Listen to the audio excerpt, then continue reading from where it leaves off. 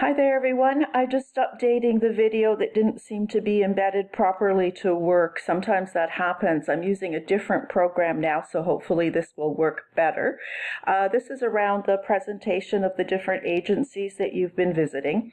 I've prepared a checklist for you that you can see here. Most of you have done the first steps at this point. If you haven't, you still have time, but you need to get organized. So provided me with the names and student numbers of the people in your group. I believe everyone has done that. I also think that I know now everyone's agency that they are visiting. Thank you for your emails and updating of any changes.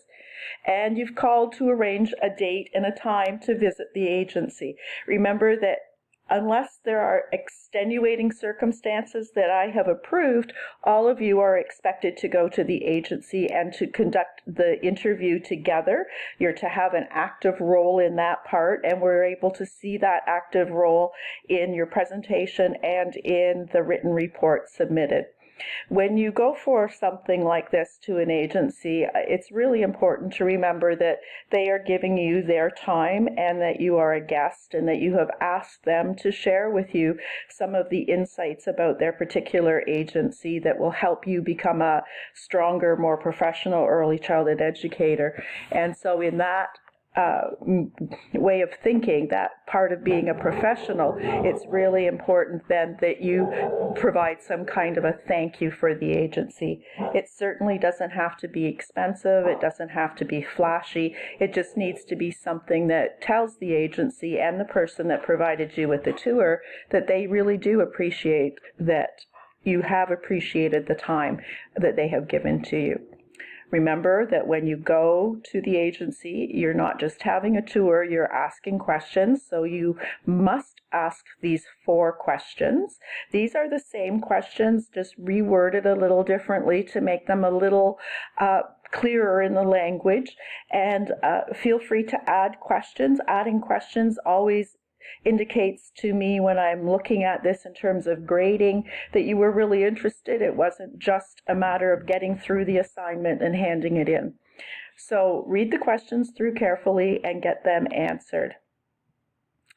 The next part is what you're working on right now, if you've already done your agency visit, or soon.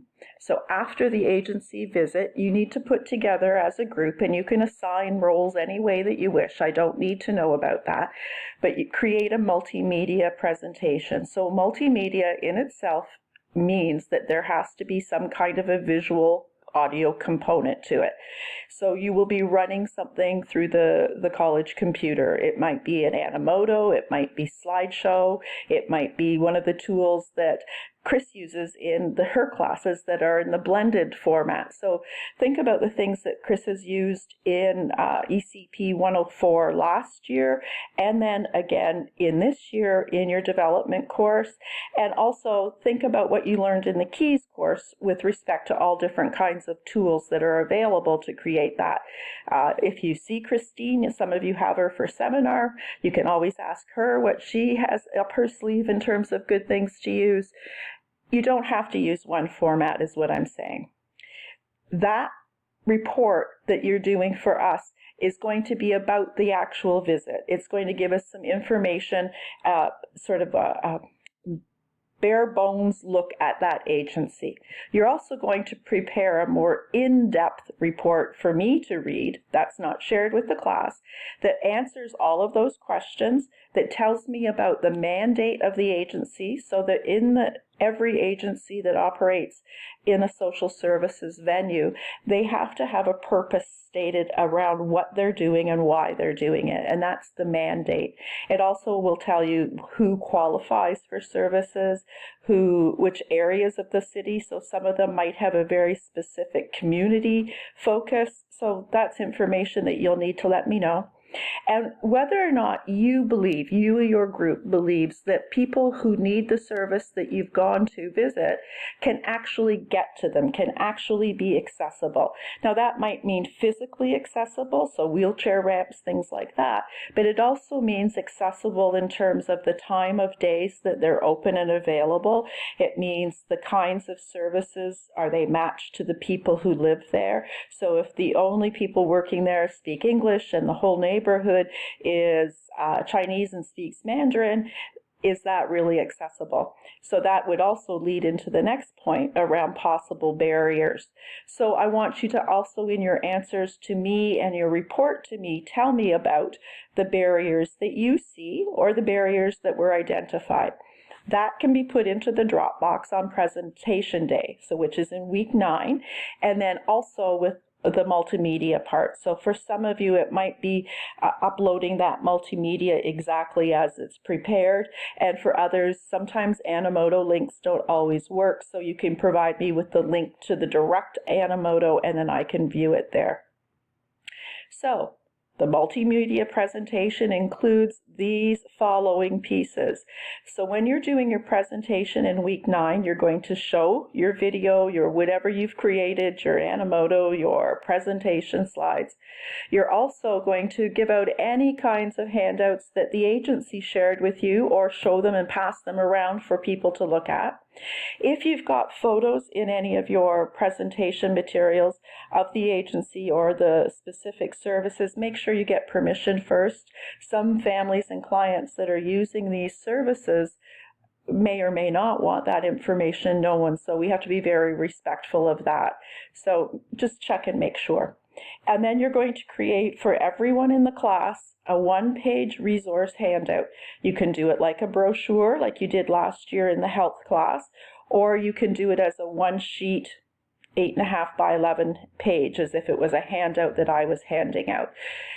Doesn't matter which format you use. It depends primarily on who in your group is going to take that on and how creative they feel they can be.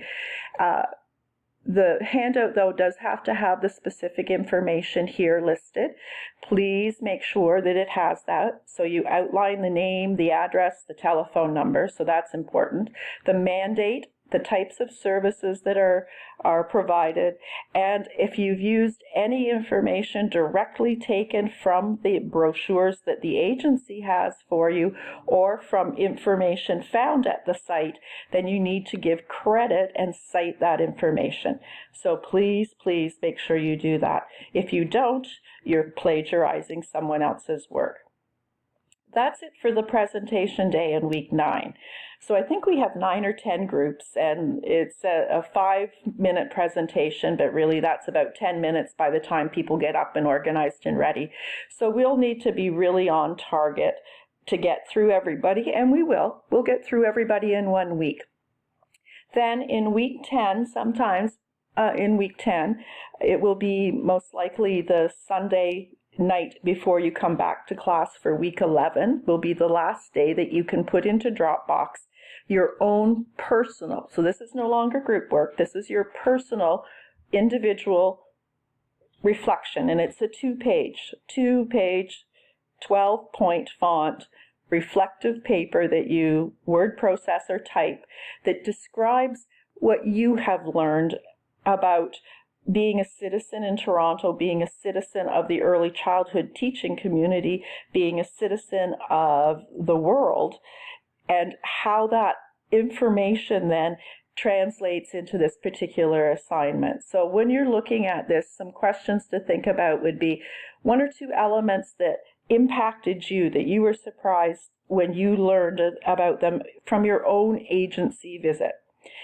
Attendance during week 9 is important. It's very important because you won't be able to answer the second question. So when your presentation is done or not done yet, then you need to be in class to hear the other presentations. Discuss what you learned from the other groups' presentations and their visits, how that information now makes you think about some important parts of what it means to be globally working as an early childhood educator with such a diverse community of people. And you don't have to be worried about a global citizen that you've traveled all over the world. A global citizen is someone that can see perspectives and see and understand the barriers, the gifts, the pieces that make us culturally diverse, and that we can support and give what we need to as many different people as possible. So this is where you might look at what were the accessibility of the supports. Did they make sense? Was the language matched? Were there barriers in place? So some of the things that you looked at for your own agency, but now I'm asking you to think about what you heard from other groups as well. And then any bias or prejudice that families might face. So some of the family dynamics that we've been talking about in class, people have prejudice or bias from them. And I've asked and challenged you throughout the course to think about your own bias and your own pieces of information that might not be accurate, that get in your way of thinking. So, for example, one of the things that people struggled with at times is that there are benefits to divorce. So it's not always a negative. There are certainly negative aspects. But in the case of violence in the home, you want to have the child and the family separated from each other because violence is such a detriment to family health and physical health that it is more important for them to be healthy and safe than to be married. So some of those kinds of bias or prejudice or religious beliefs or personal beliefs that can impact. Now I want you to think about how that impacts in the whole choice of agencies that are available. So are gay families permitted to use this service? Do you have to be a particular religion? Are those biases or prejudices? Or are they meeting the needs of a particular group of people? So I want you to think about that. There's not a right answer. I just want you to be writing about that. And now that you've thought about that information, how do you see your role in this diverse community of Scarborough or the world or Toronto as an RECE, so a teacher of early childhood education, when you're going to be working with all of these families? Take yourself out of the student role and start to think about yourself as this teacher. And that is the end of the assignment. I'll see you in week 8, and we can talk about any questions. Week 9 is presentations. The end of week 10, as week 10 turns into week 11, is your individual reflection, and that will be all of that assignment completed.